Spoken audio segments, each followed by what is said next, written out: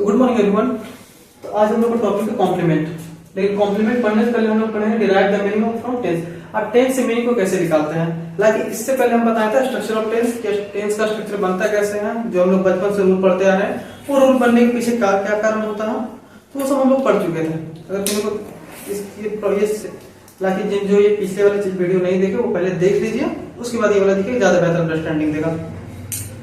ठीक है, तो हम आगे बढ़ते हैं। कैसे हम लोग टेंस से मीनिंग लेते हैं, उसमें हम समझ गए थे कि टेंस क्या होते हैं, कितने प्रकार के होते हैं, स्टेट क्या होते हैं, टाइम क्या होते हैं।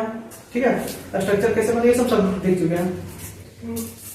चलिए, तो हम बताए थे क्या कि एक सेंटेंस होता है, ठीक है, और एक सेंटेंस तभी बनेगा जब उसके अंदर टेंस होगा।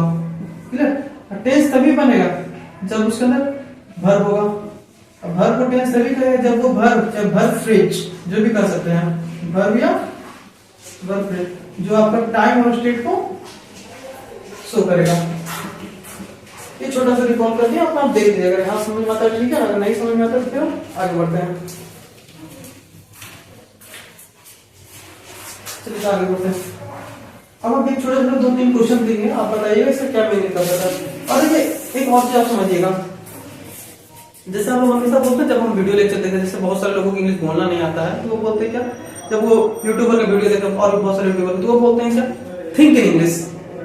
हमेशा बोलते हैं थिंक इन इंग्लिश में सोचो, इंग्लिश में सोचो। भाई इंग्लिश में सोचो, लेकिन इंग्लिश में क्या सोचो और कैसे सोचो ये तो बताओ। चलो हम लोग इंग्लिश में सोच लेते हैं, लेकिन सोचे तो क्या सोचे और कैसे सोचे, क्योंकि हम तो भैया हिंदी मीडियम का बंदा, आप लोग हिंदी मीडियम के अगर वीडियो वगैरह देख रहे हैं, चाहे इंग्लिश मीडियम में, तो भी कहीं ना कहीं कंफ्यूजन होता है, तभी आप मेरा वीडियो देख रहे हैं। तो वो लोग जब आप वीडियो देखिए बड़े बड़े यूट्यूबर के, वो बोलते हैं भाई इंग्लिश बोलना है, इंग्लिश सीखना है, तो थिंक इन इंग्लिश। तो थिंक इन इंग्लिश, तो उसमें थिंक करे तो क्या करेगा और कैसे करें, और उसके कहने का मतलब होता क्या है। अब वो हम आपको क्लियर करते हैं। जैसे देखिए आप लोग होता है कि एक छोटा सा एग्जांपल देते हैं, आप उसे समझ जाइएगा। जैसे हम लिखते हैं राम किल्ड रावण। अब नॉर्मल लोग बोलते हैं इसका हिंदी निकालो, तो इसका हिंदी क्या लिख लेगा, राम ने मारा रावण को। ठीक है, लेकिन ऐसा कभी मत करियो। अगर आपको इंग्लिश सीखना सही तरीके से, बेहतर तरीके से, तो गलती से ऐसा मत करियो।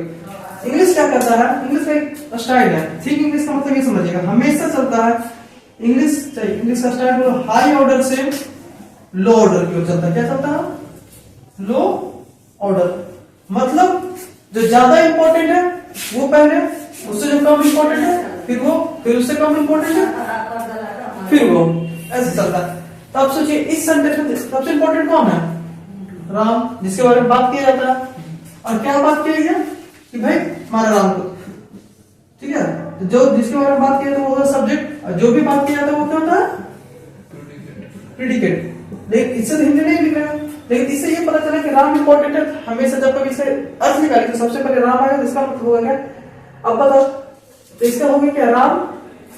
अब इसके अगर हिंदी निकालता, राम ने मारा रावण को। क्लियर, ना कि अगर आपको हिंदी बोल के हिंदी में, तो ये मत निकालेंगे राम ने रावण को मारा, नहीं, राम ने मारा रावण को। अब देखिए दोनों मीनिंग सेम है, लेकिन दोनों का थिंकिंग प्रोसेस में काफी अंतर हो गया। दूसरा वाला हम क्या बोलते हैं कि राम ने मारा रावण को, मतलब कि राम पहले इंपॉर्टेंट, फिर राम ने क्या काम किया, और वो काम किस पे हुआ वो बात का चीज है। राम ने कुछ और बता, कुछ फर्क पड़ता, मतलब राम ने मारा रावण को। उसे अनुसार अगर बोले, एक और बोले आई एम सिद्धार्थ, अगर इसको बोले हिंदी निकालने का, तो क्या लिखेगा, मैं हूं सिद्धार्थ। क्लियर, चाहे मैं सिद्धार्थ हूं, आप हिंदी बोलेगा निकालने तो आप ये करें मैं सिद्धार्थ हूं। लेकिन अगर इसकी हिंदी अगर हमसे बोले निकालने के, तो मैं हूं सिद्धार्थ, क्योंकि भाई पहले इंपॉर्टेंट क्या है, मैं, दूसरा क्या इंपॉर्टेंट है, हूं, दूसरा क्या है, हूं, क्योंकि मैं हूं तभी तो बात की मेरा नाम आया। तो हमेशा चलता है इंग्लिश क्या चलता, हाई ऑर्डर से लो ऑर्डर।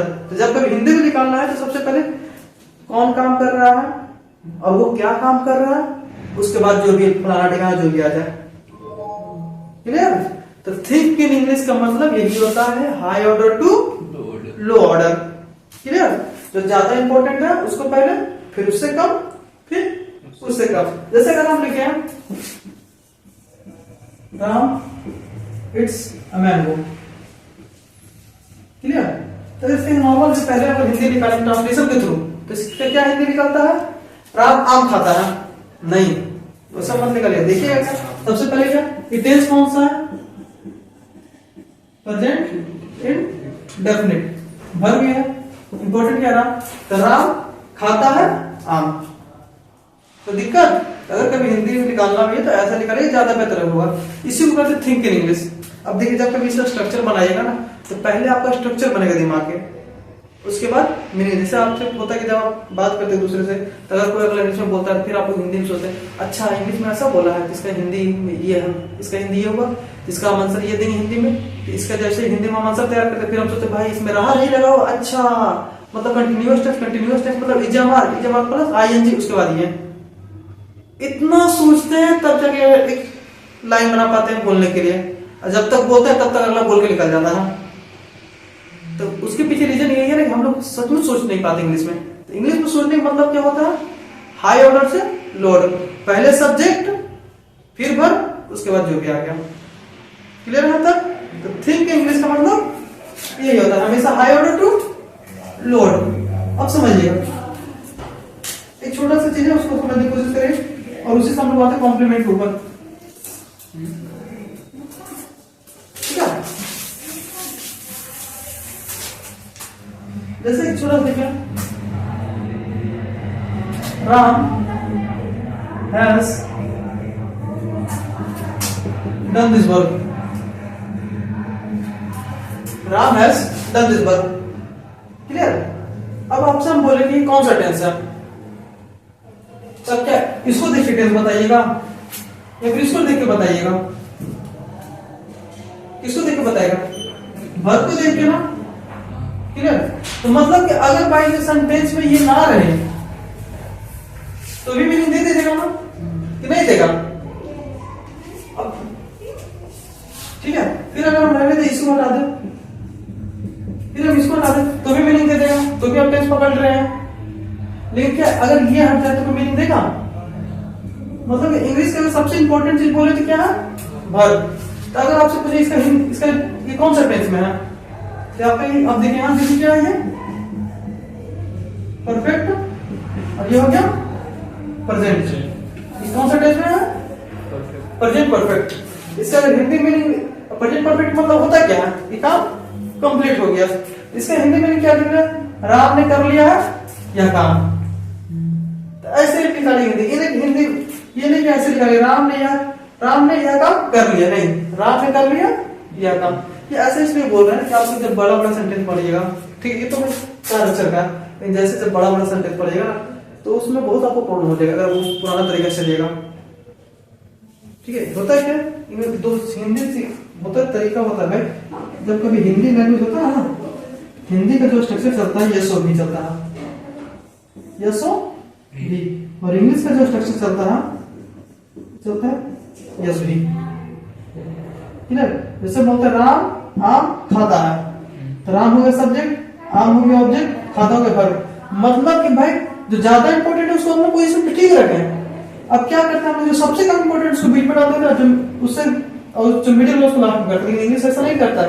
इंग्लिश कहते हैं हमेशा जो सबसे जो हाई वाला है उसको आगे रखेंगे, उससे मिडिल वाला उसके पीछे रखेंगे, और उससे कम वाला उसके पीछे रखेंगे। क्लियर? तो जब कभी ऐसा मीनिंग निकालना रहे तो हमेशा high order to low order. तो राम कर चुका है यह काम, कोई दिक्कत? एक और चीज समझिएगा, तो यहां पर हम देखिए लिखे यस भी। क्लियर? अब इसे समझिएगा,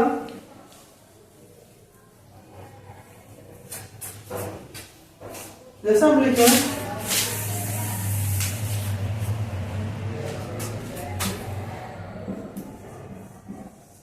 अगर अभी बोले इसका टेंस है तो अभी भी टेंस निकाल सकते हैं। क्या है? Present perfect. क्लियर? अब देखो Ram has done, Ram has done, जैसे हम लिखे एक और लिखे आई एम। क्लियर? अब क्या दोनों में निकाल रहे हैं कि नहीं निकाल रहा? राम हैज डन, राम कर चुका, आई एम मैं हूं। फिर क्या अगर बोलते हैं मैं हूं तो क्या मीनिंग क्लियर देता उतना? अनक्लियर है थोड़ा। मैं हूं क्या? पागल हूं, कमीना हूं, क्या हूं मैं? कुछ तो देना होगा ना। क्लियर? मैं हूं कि मैं हूं क्या? सिद्धार्थ हूं, टेबल हूँ, कुर्सी हूँ, क्या हूं मैं, तो कुछ बताना पड़ेगा ना। I am a teacher, clear. जैसे राम हैज डन, तो राम ने क्या किया, मारापीटी किया, छीना छोरी किया, चोरी चमारी की, क्या किया, तो कुछ तो बताना पड़ेगा ना, क्लियर। तो हम राम ने क्या किया, यह काम किया, दिस वर्क। अभी समझिएगा, यहां पर देखिए, यहां तक के अपना मीनिंग दे रहा था कि नहीं दे रहा था, दे रहा था मीनिंग, ये भी अपना मीनिंग दे रहा था, लेकिन क्या पूरा मीनिंग दे रहा था, कहीं ना कहीं कुछ तो अधूरा था। तो जब कभी, ठीक है, सब्जेक्ट वर्ब के अलावा, ठीक है, मीनिंग को पूरा करने के लिए या फिर मीनिंग में एडिशनल इंफॉर्मेशन को जोड़ने के लिए जो भी वर्ड आते हैं उसको क्या कहते हैं, कॉम्प्लीमेंट। ये सब क्या हो गया, दिस वन अ टीचर, ये क्या हो गया, कॉम्प्लीमेंट। कॉम्प्लीमेंट मतलब होता है, इसका मीनिंग होता है पूरक, समझ में आ गया, कॉम्प्लीमेंट। कॉम्प्लीमेंट मतलब, अब देखिए एक दूसरा तरीका से, अगर मेरे अनुसार से तो कॉम्प्लीमेंट लिख लीजिएगा, कॉम्प्लीमेंट लिखना हो तो कॉम्प्लीमेंट का मतलब आप समझिएगा, कॉम्प्लीमेंट वो वर्ड होते हैं, ठीक है, जो सेंटेंस में आकर के सेंटेंस को पूरा करने के लिए या फिर उसमें एडिशनल इंफॉर्मेशन को डालने के लिए आते हैं, उसको क्या कहते हैं, कॉम्प्लीमेंट। तो कॉम्प्लीमेंट का मेनली क्या काम होता है, दो काम होते हैं, एक तो भाई सेंटेंस को मीनिंग को पूरा करते हैं, टू कंप्लीट द, एक तो मीनिंग को पूरा करते हैं और दूसरा क्या करते हैं, additional information, to add information. क्या होता है, टू ऐड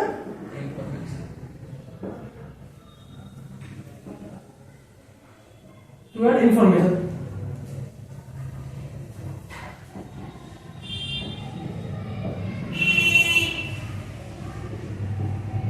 क्लियर। तो कॉम्प्लीमेंट अगर कोई पूछे तो कॉम्प्लीमेंट क्या होता है, कॉम्प्लीमेंट वो वर्ड होते हैं जो सेंटेंस में सब्जेक्ट वर्ब के अलावा आ जाए और आ करके सेंटेंस को पूरा करते हैं, मीनिंग को, या फिर उस मीनिंग में एडिशनल इंफॉर्मेशन डालते हैं ताकि उसकी सुंदरता और बढ़ सके। कोई दिक्कत, ऐसा सब्जेक्ट वर्ब अपने आप में पूरा है, जैसे हम लिखे आई एम, तो मैं हूं, पूरा है, लेकिन फिर भी चाहते हैं कि अगला भाग थोड़ा समझ जाए, तो मैं हूं कि सिद्धार्थ कॉपी किताब कुछ तो होगा ना, तो ये सब डाले क्या, कॉम्प्लीमेंट। दिस वर्ड डाले तो ये क्या है, कॉम्प्लीमेंट। अगर ऐसे में ना, अब देखिए दूसरा तरीका से डेफिनेशन हम चाहते हैं आप इसको भी समझ जाइए, कॉम्प्लीमेंट का तो दिक्कत होना नहीं चाहिए। एक अलग तरीके का डेफिनेशन अगर समझने के तौर पे हम बता रहे हैं, लेकिन परफेक्ट तो यही है, लेकिन फिर भी हम बताना चाह रहे हैं। जैसे हम लिखे राम किल्ड रावण, ठीक है। अब ये क्या हो गया, सब्जेक्ट, और इधर क्या हो गया, अब यहां समझिएगा, वैसा अब प्रेडिकेट का जो सबसे मेन वर्ड क्या होता है, वर्ब। तो वैसा कोई भी वर्ड, ठीक है, वैसा कोई भी वर्ड मैंने प्रेडिकेट में वैसा कोई भी वर्ड जो वर्ब के अलावा आ जाए वो क्या कहलाएगा, तो अब देखो तो ये क्या सब्जेक्ट का पार्ट था, ये क्या हो गया, प्रेडिकेट का पार्ट है, वर्ब के अलावा। तो वैसा कोई भी वर्ड जो सेंटेंस के प्रेडिकेट पार्ट में वर्ब के अलावा आ जाए उसे क्या कहेंगे, कॉम्प्लीमेंट। एक तो ये डेफिनेशन बन जाएगा। दूसरा डेफिनेशन क्या बनेगा, वैसा कोई भी वर्ड जो सेंटेंस में मीनिंग को पूरा करने के लिए या फिर मीनिंग में और इंफॉर्मेशन को जोड़ने के लिए ताकि मीनिंग की सुंदरता और बढ़ सके उसको क्या कहेंगे, कॉम्प्लीमेंट। कोई दिक्कत है यहां तक, अब आगे बढ़ते हैं।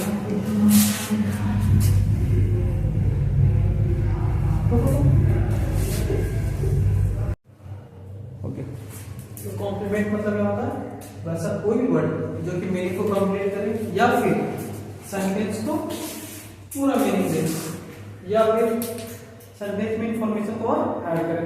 अब यहां बोले क्या, एक और तरीके से आप लोगों को बताएं, कॉम्प्लीमेंट मतलब क्या, कि वैसा कोई भी वर्ड जो प्रेडिकेट पार्ट में वर्ब के अलावा जो भी वर्ड आए उसको क्या कहेंगे, कॉम्प्लीमेंट। अब देखिए ये हो गया सब्जेक्ट, ये हो गया प्रेडिकेट, ये हो गया सब्जेक्ट, ये हो गया प्रेडिकेट। प्रेडिकेट का जो सबसे मेन पार्ट क्या होता है, वर्ब, ये भी वर्ब, ये भी वर्ब। अब वर्ब के अलावा जो भी वर्ड आ जाए प्रेडिकेट पार्ट में तो क्या कहलाएगा, कॉम्प्लीमेंट। ये कॉम्प्लीमेंट, रावण का कॉम्प्लीमेंट, सिद्धार्थ में कॉम्प्लीमेंट। अब रहा बात, क्या सर दोनों कॉम्प्लीमेंट, जो दोनों कॉम्प्लीमेंट है मान लीजिए, क्या दोनों कॉम्प्लीमेंट एक ही काम कर रहा है, क्या दोनों एक ही है?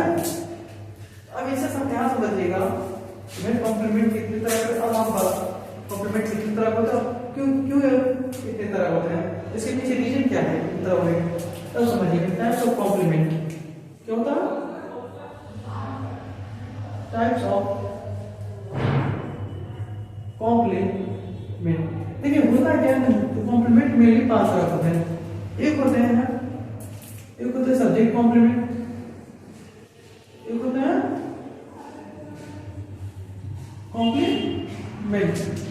अब देखिए हम क्या बताएं, प्रेडिकेट पार्ट में सब्जेक्ट के वर्ब के अलावा जो भी शब्द है उसको क्या कहेंगे, कॉम्प्लीमेंट। लेकिन क्या हुआ, जो कॉम्प्लीमेंट वो सब्जेक्ट को बताने वाला भी हो सकता है, वैसा कॉम्प्लीमेंट। अब देखिए यहाँ देखिए, ये सब्जेक्ट पार्ट हो गया और ये आपका प्रेडिकेट। तो प्रेडिकेट पार्ट में जो वर्ब के अलावा है उसको क्या कहेंगे, कॉम्प्लीमेंट। लेकिन ये जो कॉम्प्लीमेंट है क्या ये सब्जेक्ट के बारे में बता रहा है, ये सब्जेक्ट के बारे में बता रहा है, आई के बारे में, ये क्या हो जाएगा, क्लियर। इसको क्या कहेंगे, सब्जेक्ट कॉम्प्लीमेंट। सब्जेक्ट कॉम्प्लीमेंट मतलब जो सब्जेक्ट के बारे में बताए, जो प्रेडिकेट पार्ट में वर्ब के अलावा जो भी वर्ड आता है और जो वर्ड आते ना वो सब्जेक्ट के बारे में बताए, उसको क्या कहेंगे, सब्जेक्ट कॉम्प्लीमेंट। जैसे हम लिखे हैं दिस इज अ बॉय, तो दिस इज अ बॉय, यह एक लड़का है, ये तो सेंटेंस ही गलत हो जाएगा, ठीक है। इज नाइस बोलता हुआ, अच्छा इज नाइस। अब बताओ सब्जेक्ट हो गया, प्रेडिकेट हो गया। अब देखो तो ये जो नाइस लिखे हैं ये प्रेडिकेट पार्ट हुआ, और प्रेडिकेट पार्ट में क्या वर्ब है, वर्ब के अलावा आया है ना, ये कॉम्प्लीमेंट है। लेकिन ये कॉम्प्लीमेंट किसके बारे में बता रहा है, ये के बारे में, ये क्या हो गया, क्लियर है? तो अब समझिएगा इसके आगे बढ़ते हैं। एक पार्ट आप समझ गए, एक होते subject complement,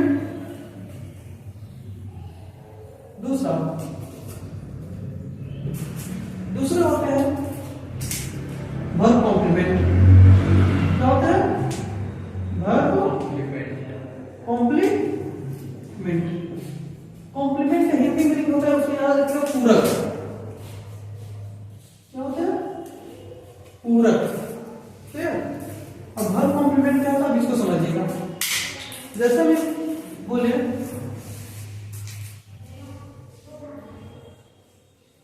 Ram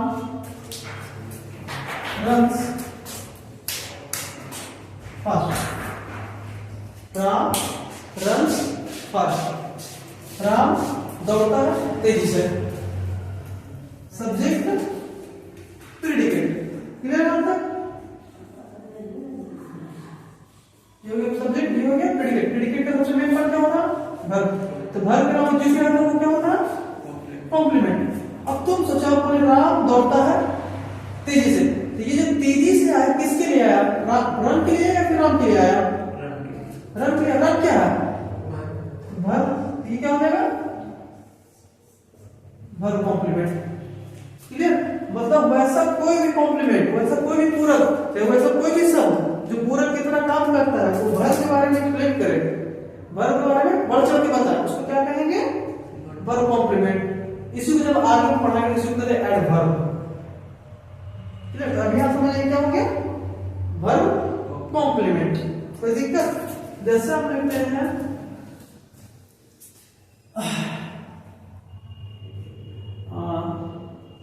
I will meet her tomorrow, मैं उसको कल मिलूंगा। अब यहां समझिएगा, आई क्या हो गया, सब्जेक्ट, ये क्या, ये यहां से क्या हो गया, प्रेडिकेट। क्लियर। अच्छा ये हर वर्ड आते हैं, आपके लोग थोड़ा साफ करते हैं।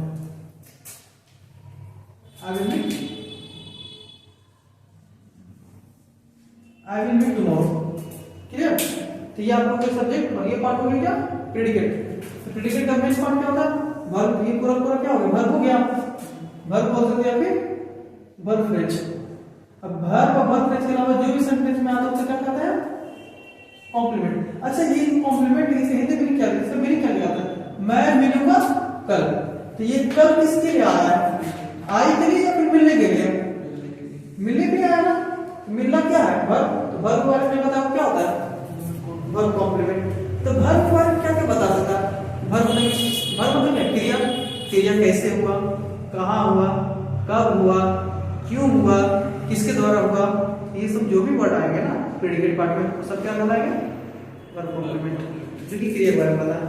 क्लियर है ना, कोई दिक्कत होना नहीं चाहिए। चलिए एक और समझ लेना, दो चीज होती है ना, एक और होता है क्या, जिसका नाम है object.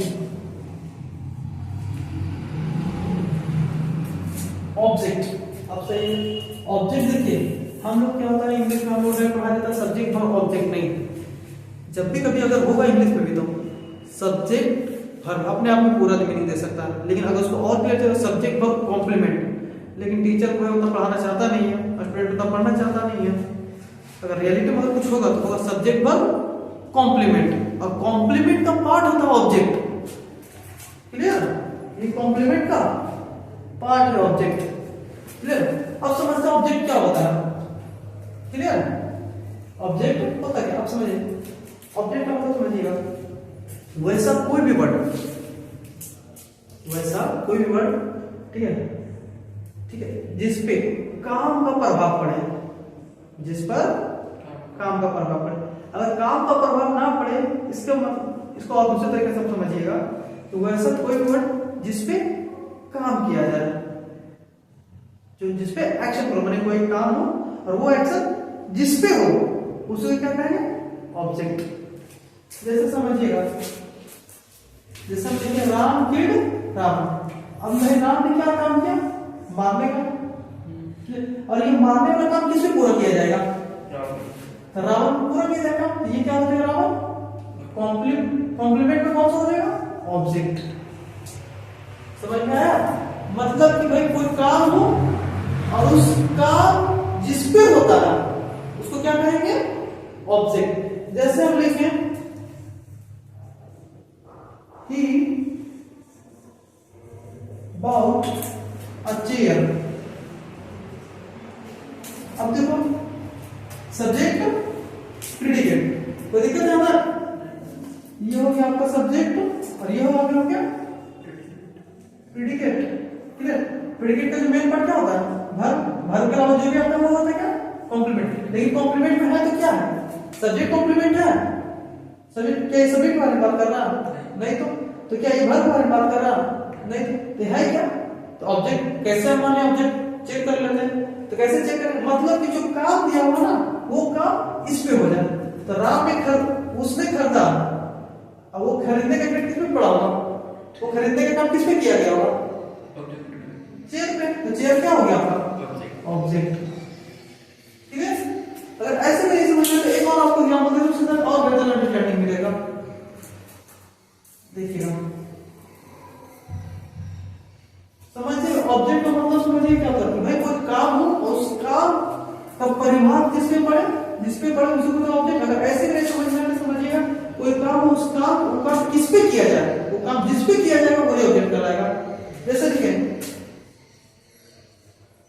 he broke the chair, उसने कुर्सी तोड़ा, तो उसने तोड़ा कुर्सी, उसने तोड़ा क्या तोड़ा, कुर्सी, तो सब्जेक्ट हो गया, ये क्या हो गया आपका प्रेडिकेट। प्रेडिकेट का मेन पार्ट वर्ब, तो वर्ब के अलावा जो भी आता है वो क्या होता है, कॉम्प्लीमेंट। तो ये कॉम्प्लीमेंट है, कैसे कॉम्प्लीमेंट है, तो कौन है, सब्जेक्ट कॉम्प्लीमेंट है, वर्ब कॉम्प्लीमेंट है, ये ऑब्जेक्ट है, तो सब्जेक्ट कॉम्प्लीमेंट तो होगा नहीं, क्योंकि सब्जेक्ट के बारे में बात नहीं कर रहा, वर्ब कॉम्प्लीमेंट भी नहीं होगा क्योंकि वर्ब के बारे में बात नहीं कर रहा, तो ये है क्या, ऑब्जेक्ट। तो हम कैसे पता करेंगे ऑब्जेक्ट, अब देखो यहाँ काम क्या हो रहा है, तोड़ने का, उसने तोड़ा, ये तोड़ने वाला काम किस पे किया जाएगा, कुर्सी पे, तो कुर्सी क्या हो जाएगा, ऑब्जेक्ट। समझ में आया, ये कंफ्यूजन तो मतलब सिंपल ऑब्जेक्ट का मतलब क्या, जो जिस पे काम हो, ठीक है, कोई काम हो और उस काम जिस पे किया जाए वो क्या कहलाएगा, ऑब्जेक्ट। कोई दिक्कत, पुराना वाला डेफिनेशन छोड़ दीजिए, काम का प्रभाव जिस पे पड़े। अगर आप ये लाइन बोलते हैं कि काम का प्रभाव जिस पे पड़े, तो हमको भी पता है कि आपको कितना पता है काम का प्रभाव का मतलब आप क्या समझते हैं।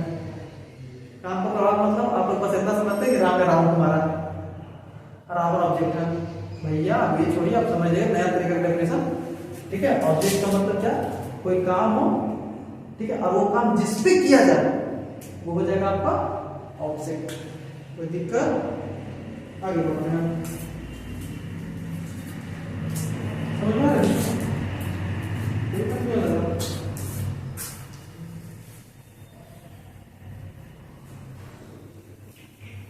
अब जो आर्मी हम पूछते बोलते थे, जब स्टार्टिंग में बोलते थे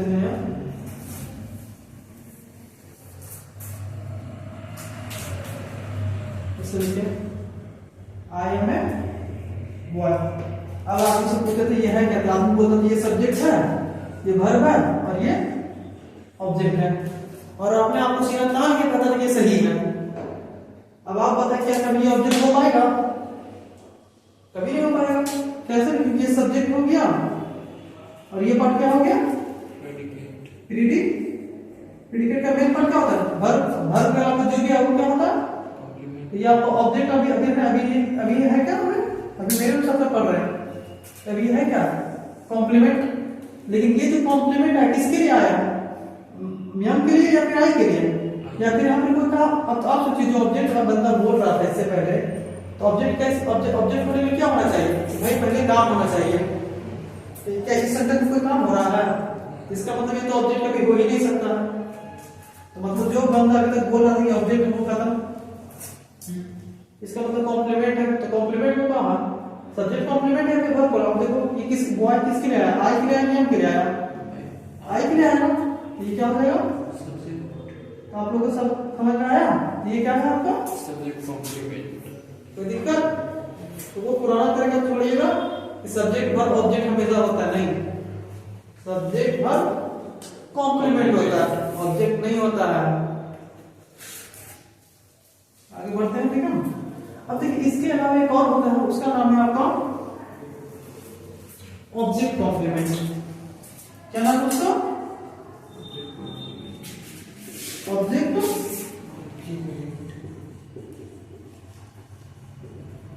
हालांकि ऑब्जेक्ट कॉम्प्लीमेंट पढ़ने से पहले हम चाहते हैं कि आप दो छोटा छोटा चीज और पढ़ लीजिए, ठीक है। होता है क्या, ऑब्जेक्ट भी होता है वो तीन तरीके का होते हैं। कितने तरीके होते हैं, एक होते हैं डायरेक्ट ऑब्जेक्ट, दूसरा होता है इनडायरेक्ट ऑब्जेक्ट, तीसरा होते हैं प्रीपोजिशनल ऑब्जेक्ट। तभी हम डायरेक्ट ऑब्जेक्ट इनडायरेक्ट बताते हैं, प्रीपोजिशनल ऑब्जेक्ट बाद में बताएंगे। अब समझिएगा, जैसे हम लिखे छोटा सा एग्जांपल देते हैं, my father gave me a car, clear, my father gave me a car। अगर आप समझिएगा my father क्या हो गया, subject, gave me a car क्या हो गया, प्रेडिकेट में मेन वर्ब क्या होता है, मेन वर्ब क्या होता है, वर्ब। वर्ब के अलावा जो भी आता है उसको क्या कहते हैं, मतलब ये भी कॉम्प्लीमेंट है और ये भी कॉम्प्लीमेंट है। अब तुम देखो ये गिव क्या है, एक्शन वर्ब है ना, तो ये गिव देने वाला काम किस पे किया जाएगा, या तो मुझ पे किया जाएगा या फिर चेयर पे किया जाएगा, ये तो मतलब इसका मतलब ये कॉम्प्लीमेंट में दोनों क्या है आपका ऑब्जेक्ट है। कोई दिक्कत है आता, लेकिन ऑब्जेक्ट तो है, लेकिन ऑब्जेक्ट दोनों ऑब्जेक्ट है, लेकिन ऑब्जेक्ट में कौन सा डायरेक्ट है कौन सा इनडायरेक्ट है, ये दिक्कत है ना, समझना। तो समझिएगा डायरेक्ट ऑब्जेक्ट वो कहेंगे, उसको कहेंगे जिस जो डायरेक्ट मेन वर्ब के एक्शन को प्राप्त करेगा। अब जल्दी सोचो, मेरे पिताजी ने दिया, देने वाला दिया होगा, तो ये देने वाला क्या दिया होगा, कार को दिया होगा, तो कार क्या हो जाएगा आपका डायरेक्ट ऑब्जेक्ट, क्लियर। और जो डायरेक्ट ऑब्जेक्ट को प्राप्त करता है उसको क्या कहते हैं? Indirect object. समझ में आया? कोई दिक्कत? जैसे तो एग्जाम्पल देखना तो मैं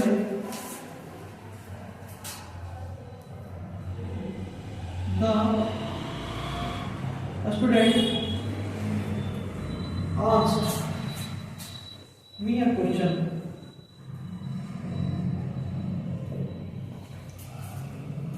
The student asked me a question. अब देखो सब्जेक्ट हो गया, प्रेडिकेट हो गया, सब्जेक्ट का जो भी आप उसको क्या कहते हैं? प्रेडिकेट का मेन पार्ट क्या होता है? हर के अलावा जो भी है उसको क्या होता है? कॉम्प्लीमेंट। कॉम्प्लीमेंट में क्या है? सब्जेक्ट कॉम्प्लीमेंट है, वर्ब कॉम्प्लीमेंट है, ऑब्जेक्ट है या फिर ऑब्जेक्ट कॉम्प्लीमेंट, कैसे चेक करेंगे? अब तुम सोचो जो स्टूडेंट है उसने पूछा, तो पूछने वाला काम किस पे पड़ा हुआ है? या तो बुक पे पड़ा हुआ है या फिर क्वेश्चन पे पड़ा होगा। ये बोलो पूछने वाला जो एक्शन है वो किस पे हुआ होगा? बुक पे हुआ या फिर क्वेश्चन पे हुआ? ये दोनों क्या होता है आपका? कॉम्प्लीमेंट में ऑब्जेक्ट। क्लियर? अब आप इसमें डायरेक्ट ऑब्जेक्ट कौन है? Indirect object. ये पूछा होगा, क्या पूछा होगा? क्वेश्चन। क्वेश्चन क्या होगा आपका? क्लियर? और किससे पूछा होगा? मी क्या होगा आपका? Indirect object. समझ में आया? कंफ्यूजन समझ में आया? अब आगे बढ़ते हैं। चलिए इतना आप समझ ही गए, छोटा सा और भी समझ लीजिए। प्रीपोजिशन जब इतना बस आगे दिए हैं तो उसको बाहर छोड़े, उसके बाद में हमें बताना।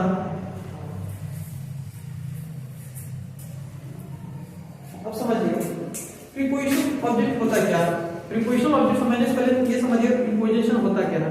हालांकि प्रीपोजिशन पहले बात किए थे, प्रीपोजिशन वो वर्ड होते हैं जो अपने बाद आए हुए नाउन को या फिर नाउन इक्विवेलेंट को सेंटेंस में आए हुए अन्य शब्दों के साथ संबंध दिखाते हैं, उसे क्या कहते हैं?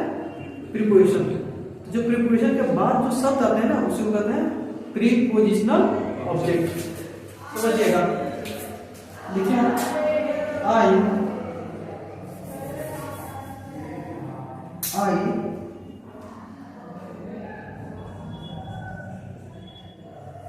I went to Patna. I went to Patna. Clear? अब देखिए आई क्या हो गया? सब्जेक्ट। ये क्या हो गया? प्रेडिकेट का मेन पार्ट क्या है? वर्ब।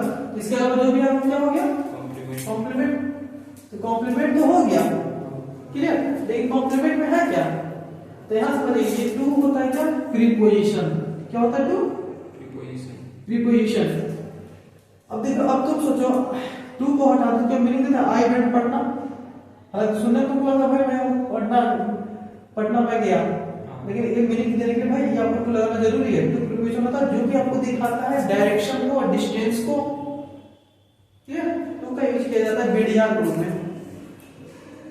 बी डी आर, जब हम आगे पढ़ाएंगे इसको बीडीआर को। बी फॉर होता है बेनिफिशियरी, डी फॉर होता है डेस्टिनेशन और आर फॉर होता है रिसीवर। सॉरी, बी फॉर होता है बेनिफिशियरी, डी फॉर डेस्टिनेशन और आर फॉर होता है रिसीवर। मतलब अब देखो मैं गया, मैं गया तो कहाँ गया? पटना। तो पटना क्या है? मेरा डेस्टिनेशन है। डेस्टिनेशन मतलब समझते हो? अंतिम स्थान, गंतव्य स्थान। तो ये इसको दिखाने का आपको जरूरी था। क्लियर? तो आपका हो गया प्रीपोजिशन। ये प्रीपोजिशन के बाद जो भी शब्द आता है उसको क्या कहते हैं? Prepositional object. ये तो ऑब्जेक्ट तो है, ऑब्जेक्ट में कौन सा है? Prepositional object. समझ में आया? चलिए आगे बढ़ते हैं। तो वैसा कोई भी वर्ड जो प्रीपोजिशन के बाद आए, ठीक है, और वो वर्ड सेंटेंस में अन्य शब्दों का संबंध दिखाना काम करे तो उसे कहते हैं प्रीपोजिशनल ऑब्जेक्ट। क्लियर? मतलब सिंपल है, प्रीपोजिशन के बाद जो भी शब्द आए उसको क्या कहते हैं? Prepositional object. जो शब्द मतलब नाउन और नॉन इक्विवेलेंट। अब समझते हैं इसके आगे क्या है आपका। एक क्या हो गया? एक हो गया subject complement, verb complement, object object complement. Object complement क्या होता है ये समझते हैं, ठीक है। अब देखो इससे पहले क्या बता रहे थे कि सेंटेंस में कुछ हो चाहे ना हो, सब्जेक्ट और वर्ब देना मीनिंग दे देता है, क्लियर। ना देता है तो इसके आप कुछ डालते हैं, ठीक है। तो डालने में क्या डालते हैं, subject complement, verb complement, object डालते हैं तो मीनिंग देता है। लेकिन कई बार कुछ ऐसे भी वर्ब होता है ना, भाई उसमें तुम ऑब्जेक्ट भी डाल देगा तो भी मीनिंग कहीं ना कहीं क्लियर अनक्लियर कर देगा, तो भी नहीं अच्छा दे पाएगा। तो उसके लिए एक और जो वर्ड डालते हैं ना उसको क्लियर करने की कोशिश करते हैं ऑब्जेक्ट कॉम्प्लीमेंट। चलिए एक एग्जांपल बताते हैं, ज्यादा समझ में आएगा। जैसे समझिएगा, बहुत खूबसूरत सा एग्जांपल है, छोटा सा। They found him guilty. Guilty मतलब समझते हैं, गिल्टी का मतलब होता है दोषी। गिल्टी मतलब क्या होता है, दोषी। अब समझिएगा ये क्या हो गया, दे सब्जेक्ट, सब्जेक्ट के अलावा जो भी क्या होता है वो होता है क्या, प्रीडिकेट। अब प्रीडिकेट का मेन पार्ट क्या होता है, वर्ब। वर्ब के अलावा जो भी होता है क्या होता है, कॉम्प्लीमेंट। ये भी कॉम्प्लीमेंट होता है आपका, ये भी कॉम्प्लीमेंट है, क्लियर। तो भाई ये देखते पहले आगे हिम आगे, हिम को देखते, हिम क्या, दे फाउंड, उन्होंने पाया। ये पाने का एक्शन किस पे किया गया होगा, हिम पे। तो हिम क्या हो गया आपका, कॉम्प्लीमेंट में आपका ऑब्जेक्ट। अब सोचो बस इधर हम लोग तो मीनिंग पढ़ते हैं क्या कि सब्जेक्ट वर्ब दे मिल जाए और मीनिंग देगा सेंटेंस सही होता है। अगर उसको और थोड़ा और क्लियर और अच्छे से करना है तो ऑब्जेक्ट लगा दो, या कॉम्प्लीमेंट, कॉम्प्लीमेंट लगा दो। कॉम्प्लीमेंट में आप कुछ भी लगा सकते हैं, डिपेंड करता है सिचुएशन के अनुसार में। तो हम यहाँ पे ऑब्जेक्ट लगा दिए हैं तो मीनिंग देना चाहिए ना। चलो देखते हैं, इसको हटा दो। दे फाउंड हिम, उन्होंने उनको पाया। उन्होंने पाया उनको, क्या कोई मीनिंग दे रहा है, क्या कोई व्यक्ति किसी को पा सकता है, नहीं। तो जैसे हम लिखे राम के, राम ने मीनिंग दे रहा है, लेकिन उन्होंने पाया उनको, क्या अपने आप को कोई मीनिंग दे, कोई लॉजिक नहीं पता है। कोई आदमी को दूसरा आदमी कैसे पाएगा, क्या वो सीखा था दूसरा आदमी, नहीं। तो उसको पाया क्या, उसमें जरूर कुछ ना कुछ पाया होगा, क्लियर। उसमें कुछ पाया होगा तो उसको पहले तो उसमें भलो कुछ पाया होगा। तो क्या ऑब्जेक्ट के बारे में बता रहे हैं ना, ये आपको क्या हो जाएगा, ऑब्जेक्ट कॉम्प्लीमेंट। समझ में आया ऑब्जेक्ट कॉम्प्लीमेंट क्या होता है। ऑब्जेक्ट देने के बाद भी अगर मीनिंग ना दे, उस ऑब्जेक्ट को क्लियरिफाई करने के लिए अगर कोई वर्ड का यूज करते हैं उसको क्या कहते हैं, ऑब्जेक्ट कॉम्प्लीमेंट। अब यहां देखो एक और एग्जांपल देखते हैं। They made me a king. तो दिक्कत है सर पूरा रहा। अब यहां देखिएगा, दे क्या हो गया, सब्जेक्ट। सब्जेक्ट के अलावा जो भी तो क्या होता है, प्रीडिकेट का मेन पार्ट क्या है, वर्ब। वर्ब के अलावा जो भी आता है क्या होता है, कॉम्प्लीमेंट। ये भी कॉम्प्लीमेंट, ये भी कॉम्प्लीमेंट। तो ये जो इस कॉम्प्लीमेंट में पहले क्या आएगा, मी। पहले देखते मी है क्या, तो दे मेड, तो उन्होंने बनाया। तो ये बनाने वाला काम किस पे किया जाएगा, मी पर। तो मी क्या होगा आपका, ऑब्जेक्ट हो गया। मी क्या हो गया आपका, ऑब्जेक्ट। अगर ऑब्जेक्ट हो गया तो इंग्लिश में कहता है भाई कि सब्जेक्ट हो गया, वर्ब हो गया, तो मीनिंग क्लियर दे देते हैं। इसको और क्लियर करने के लिए आप कुछ कॉम्प्लीमेंट दे दीजिए। कॉम्प्लीमेंट में आप कुछ भी रख सकते हैं, subject complement, verb complement, object, ठीक है। तीनों में कुछ भी मीनिंग दे देना चाहिए। देखिए क्या मीनिंग देता है, दे मेड मी, उन्होंने बनाया मुझे। आपकी खिलौना यहाँ पर कोई बना देगा, नहीं। तो मतलब हम तो पहले से नहीं, हम तो पहले से थे, लेकिन हमने कुछ बनाया गया, कुछ हम में डाला गया। तो किस मी में कुछ डाला गया, दे मेड मी, तो उन्होंने मुझे उन्होंने बनाया मुझे। मुझे क्या बनाया, एक राजा बनाया। तो ये जो ऑब्जेक्ट ऑब्जेक्ट किधर का रहा, तो इसको क्या कहेंगे, समझ में आया, ऑब्जेक्ट।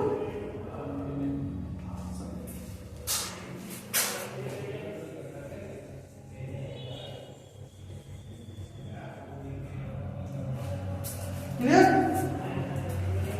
या मैं क्लियर माय पॉइंट?